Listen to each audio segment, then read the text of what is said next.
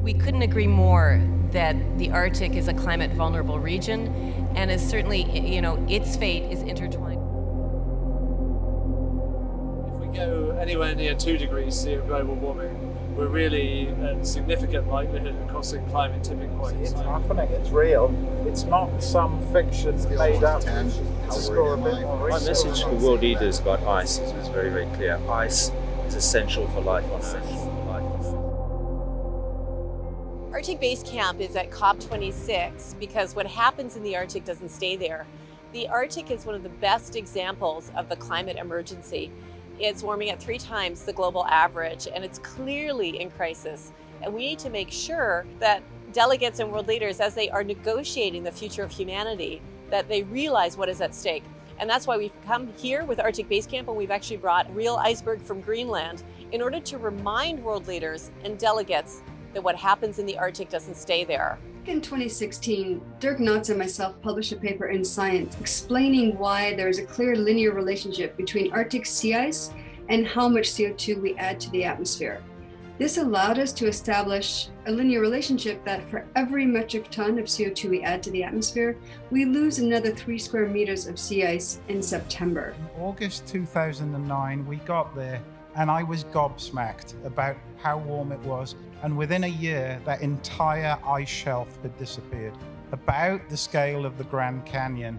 We've seen the largest ice shelf in West Greenland completely disintegrate, and that glacier being unplugged, it's flowing twice as fast. I've been swimming for 35 years, and 18 of those have been in the polar regions. When I did my first swim on the edge of the Arctic ice packs, the water was 3 degrees centigrade. I went back there recently.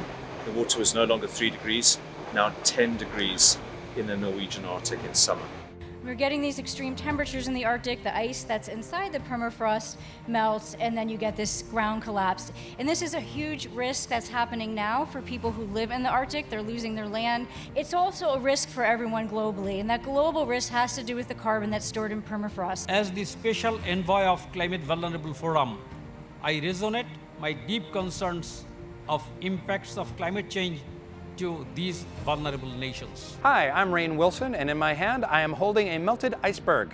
Why am I doing that? Because the Arctic sea ice is melting at an unprecedented rate. 17 million of these bottles are melting every second. We are shipping about 1,000 of these bottles of melted glacier water to the conference. This is a bottled warning being put into the hands of world leaders. For many decades, scientists only thought their role was to collect data, and science communication is your specialty, and we need to get this science out. So the objective of the Arctic Risk Platform is to try and take that data, but to make it much more readily available.